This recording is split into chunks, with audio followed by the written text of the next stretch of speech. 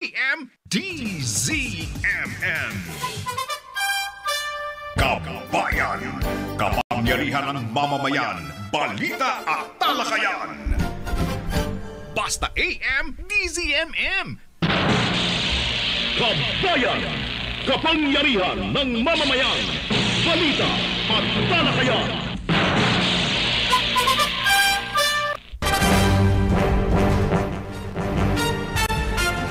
Ang oras 10:06 na ng umaga. Good morning Luzon, Visayas at Mindanao at syempre sa ating mga televiewers, sa ating kaserbisyo, kapamilya sa iba't ibang panig ng mundo. Ito na naman ho ang programang Kabayan. Ako po si Danny Buenafe. Today is June 10, 2025. Today may in-expect pa tayo mga developments sa Senate. Meron tayo makakausap mamaya. Interesting to dahil kagabi talaga naman ako nakatutok sa TV ng ilang oras tapos ito lang ang nangyari kagabi. Pero anyway, pag-uusapan natin mamaya yan. Pero syempre, today is ano na ba?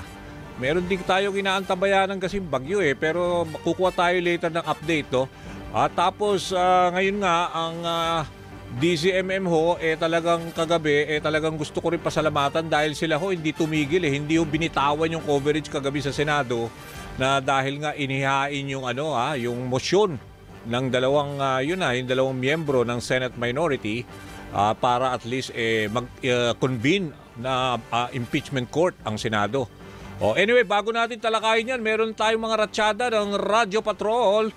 Unahin natin, ito si Pangulong Marcos Jr. Pinaimbestigahan na ang mga reklamo ng Bureau of Immigration Commissioner Joel Viado. Ang report mula kay Christian Yuzores. Christian, go.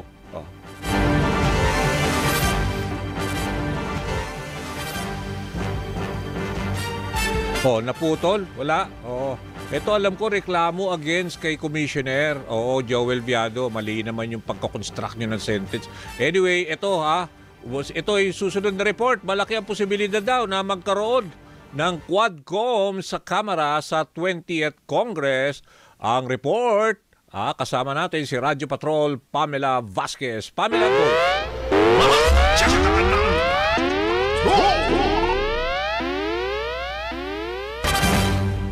Danny, good morning. Tinawag itong Quadcom 2.0 na layong ipagpatuloy ang nasimulan ng 19th Congress. Ayon kay House Quadruple Committee Overall Chair at Surigao del Norte 2nd District Representative Robert H. Barbers, na bagaman kahapon ang huling pagdinig ng komite ay hindi naman anya natatapos sa pagsusumite ng committee report ang paghahanap ng katarungan at pananagutan. Giit pa ng mababatas na batay sa mga sinumpaang salaysay ng mga inimbitahang resource person, malinaw na ginamit ng mga foreign syndicate ang POGO para makapanloko, mang-abuso at labagin ng ating batas. Nanawagan si Barbers na dapat din managot sa mga naungkat ng pagdinig para hindi na ito maulit o pamarisan. Pinabulaanan din niya ang ilang kritisismo na ang mga pagdinig ay isang political drama at iginiit na naging patos ang komite sa lahat ng testigo at isinaalang-alang ang interes ng taong bayan. Naniniwala naman ang Joint Committee na binuhay ng Quadcom ang interes ng publiko, partikular ang mga bagong henerasyon sa mga usaping panlipunan na kinaharap ng mga Pilipino. At yan ang balitang kumpirmado, sigurado. Ito ang Radyo Patrol, Pamela Vasquez, DZMM. Maraming salamat, Pamela Vasquez. Ito, babalikan na ho natin ang report ni Christian Yuzores tungkol to sa inuutos na ng Pangulong Marcos na ang reklamo laban kay BI Commissioner Joel Viado. Christian, go! Danny, kumilos na ang Malacanang sa mga reklamo at aligasyon laban kay Bureau of Immigration Commissioner Joel Anthony Viado. Sa ambush interview sa Malacanang, sinabi ni Pangulong Ferdinand Marcos Jr.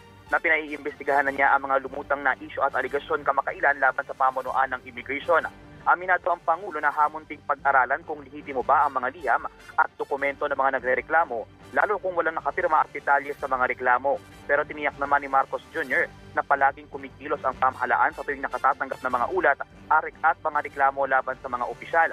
Matatanda ang inireklamo sa Malacanang Sibiado noong Mayo dahil sa pakikialam umano sa proseso ng bidding sa e-gates program ng Kawanihan. Nitong buwan naman, isang grupo rin ng mga nagpakilalang empleyado ng immigration ang nagsumbong sa Malacanang kaugnay ng iba't ibang reklamo laban sa opisyal, kabilang ng ugnayan umano sa ilang post ng Pogo at questionabling patakaran sa mga nahuhuling foreign Pogo workers. Mahirap masyado. Mahirap mapag-aralan ng mabuti kung white paper na hindi pinirmahan at saka walang specifics. But nonetheless, everything like this, we look into it and we will continue to do that. At yan, ang mga balitang kumpirmado, sigurado. Ito ang Radyo Patrol. Christian Yosores, DZMM. Thank you very much, Christian Yosores. Eto meron pa tayong magandang report. DOJ, tiwalang masasakote ang mga pugante sa tulong ng bagong hepe ng PNP. Ayan, report ni Radyo Patrol, Steve Raz. Steve, go! Good morning, Danny. Suportado ng Department of Justice ang pahayag ni PNP Chief Nicolas Torre III na hahabuli ng mga wanted at puganteng tatago sa batas. Kasunod ito ng statement ni Torre na may lead na ang PNP kung saan nagtatago si dating Bureau of Corrections Chief Gerald Bantag na umunay utak sa pagpatay sa mamahayag na si Percy Lapid. Gayon din kay dating Police Lieutenant Colonel Rafael Dumlao III na tinuturong mastermind sa pagpatay sa isang South Korean businessman noong 2016. Ayon kay Justice spokesperson Assistant Secretary Nico Clavano, trabaho ng PNP ang hanapin ng mga pugante habang trabaho naman ng kagawaran ang magpresenta ng mga ebidensya sa korte. Pero iginit ng DOJ na walang prioridad sa huhulihin at sabay-sabay umanong hahabulin ang mga pugante. At yan ang balitang kumpirmado sigurado. Ito ang Radyo Patrol Steve Raz, DZMM. Thank you very much, Steve Raz. At ito isang report na meron pa tayo. 9 na pulis na sangkot sa warrantless arrest sa Taguig, sinibak sa serbisyo, ranggo ng substation commander, ibinabarin ng NCRPO. Nagre-report si Radyo Patrol, Marlene Padiernos. Marlene.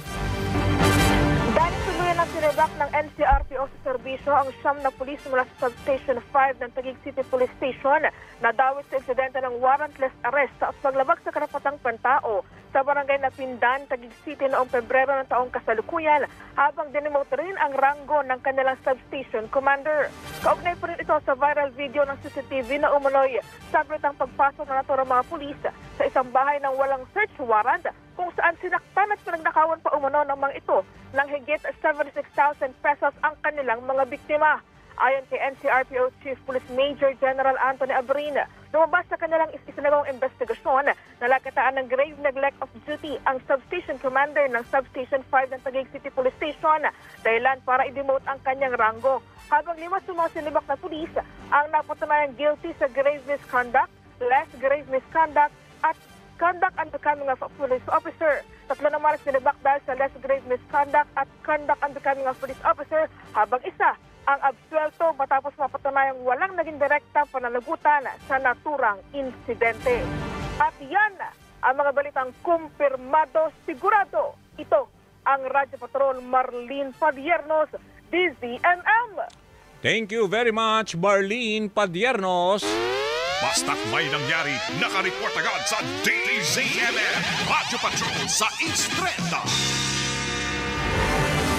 Alright, yan. Salamat sa mga radyo patrollers natin. Ang daming report yan. At alam ko alam ko mayroon pa rin ng kilos protesta na ginagawa yung Tindig Pilipinas at saka yung Akbayan.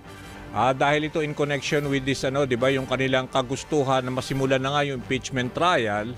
Di ba, bukas ho, parang mukhang matutuloy na, I hope, no? Dahil kagabi, nanumpa na ho si SP, si Senate President Chis Escudero, bilang presiding officer. Okay? And then this afternoon, alas 4 ng hapon,